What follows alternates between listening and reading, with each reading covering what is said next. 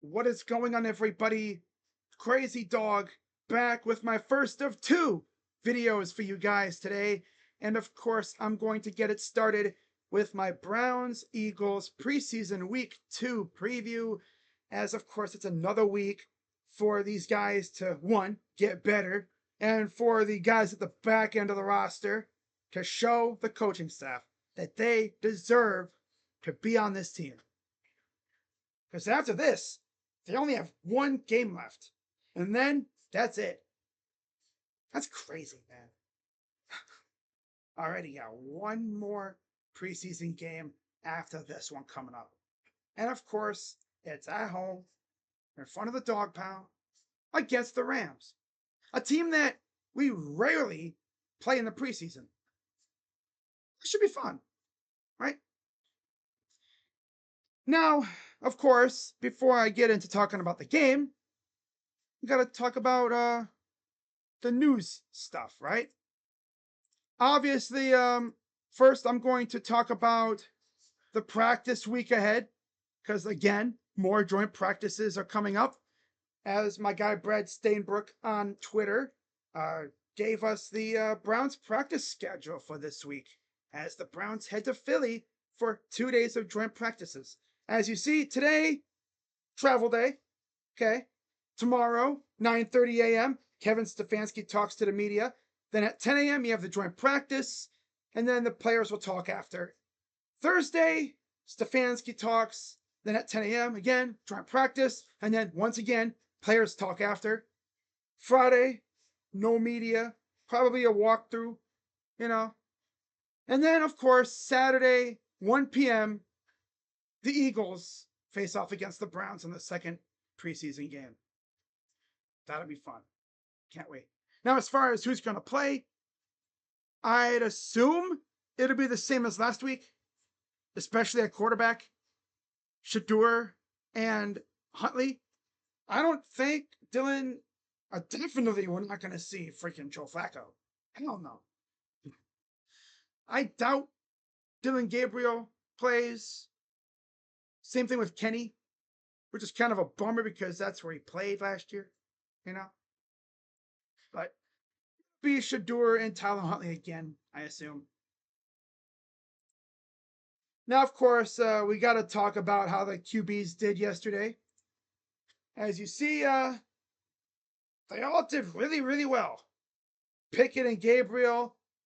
Now, it's important to note, I believe those two did their work in 7-on-7s due to their hamstring injuries. Meanwhile, Sanders and Flacco, they were doing 11-on-11s. And obviously, no Tyler Huntley. But yeah, Sanders, man. He's really going to make it tough on this coaching staff. Now, logically, would you really want to start a rookie against the Bungles week 1 for the first 6 weeks? Right? You look at who we got to play the first 6 weeks of the year. Do you want to start Shadur and have him go through that gauntlet? I mean, that's tough because if he shows that he's essentially him, like they say he is, I think he'd be able to handle it. But that's tough, right? Personally, I would roll with the old man, Joe Flacco, because obviously he's been there and done that. The thing about Flacco is he might actually give us a chance to win those games. And if the Browns really aren't so keen on winning this year, what if they start Flacco and then they whoop up on the Bungles and then they go into, was it week 7? Like 3-3 or something. Like, what do? Do you go to Shadur and see what happens? Or do you ride with Flacco? Because the last thing we want to do, right, is start Flacco and have us just start off on this torrid pace. I'm talking like 3-0 out of nowhere. Uh-oh, my delusion's showing again. But yeah, That's essentially what the pro tank Browns fans don't want. They want us to lose. Me, I don't really care. Win or lose, I'm good. Because we have 2 first-round draft picks. And the one thing about starting Shador is he goes out there, he balls out. Oh, what do you know? We don't need a quarterback next year. Well, you know what we can do with those 2 first-rounders? Draft a receiver, maybe draft an alignment. Boom. Look at that. Problems solved. Now, what else is there really to talk about? Well, I was going to talk about the depth chart, but it's the same thing as it has been, right? I mean, so there's no use in going over that. Now, with that, let's go into my keys. Or I guess if this was a regular season game, this would have been my keys to victory. But it's a preseason game, so I'm just going to talk about what to watch for. Yeah. Number 1, Shador reps watch. How many reps does he get during the practices? And how long does he play in the game? Against the Panthers, the dude damn near played 3 quarters, 3 full quarters. Do we see the same thing this time around? We'll see. Number 2, who shows out? Especially in the undrafted free agent department. I mean, Luke Floria was cooking and then he got hurt. I just want to know, when did he get hurt? Did this dude hurt his hamstring making that one-handed catch? Because that would be the most Browns way to get hurt ever. Make an insane catch, immediately hurt yourself afterwards. Good news is it doesn't sound too bad.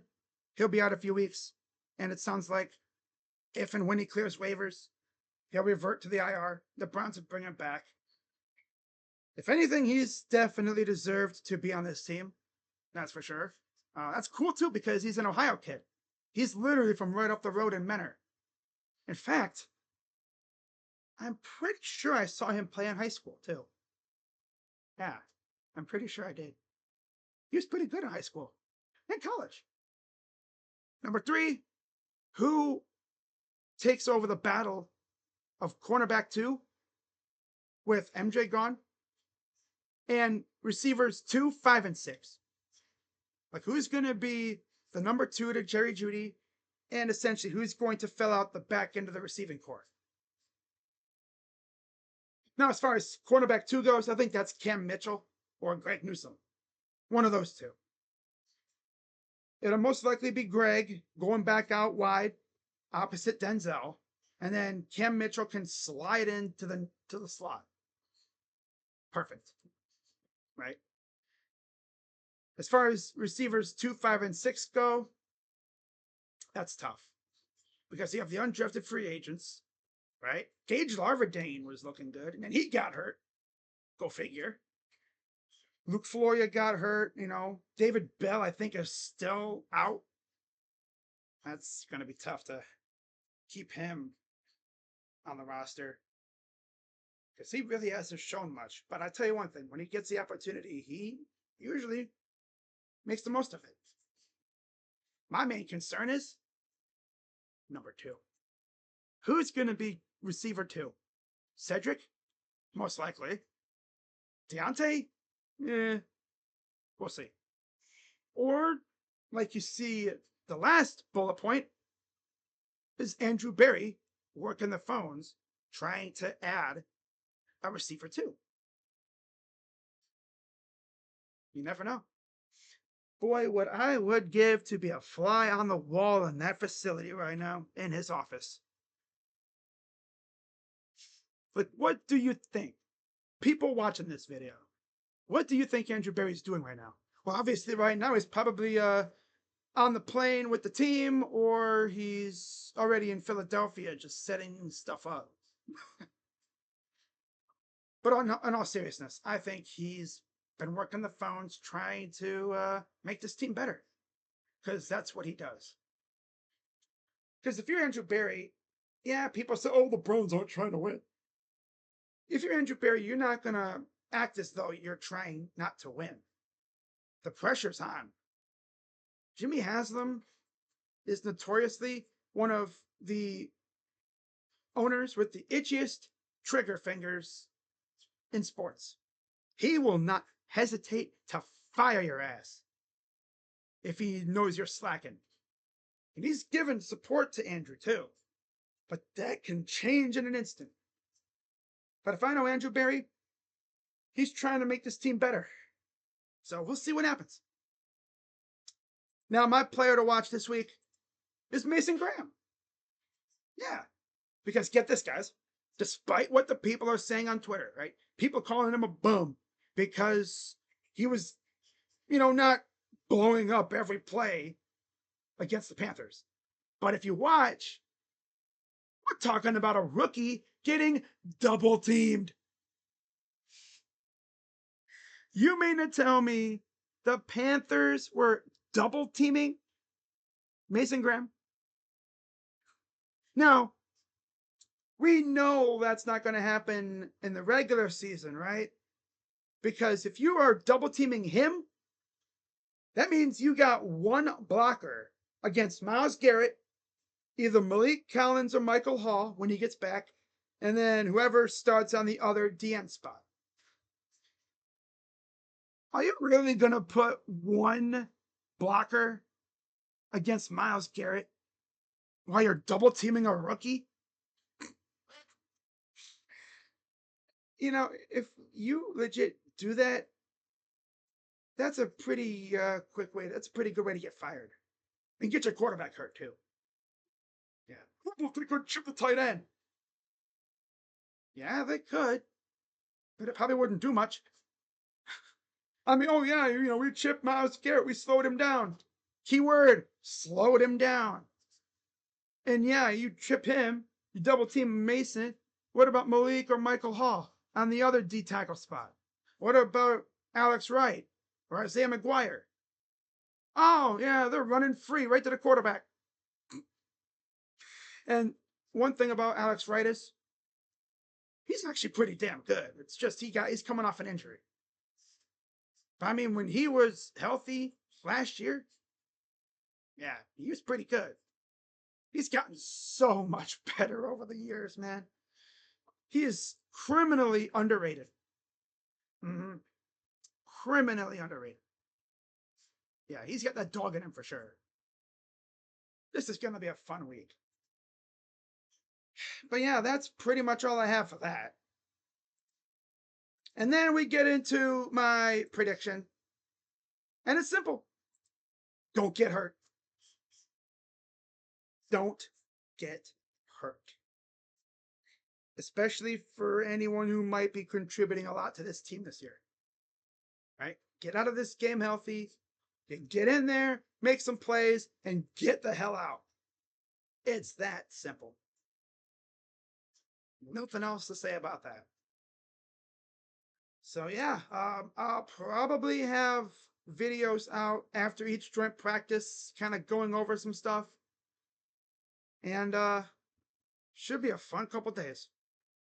I'm ready. Are you? So with that being said, I'll be back later for another video talking about the Cavs because we got some schedule stuff to go over.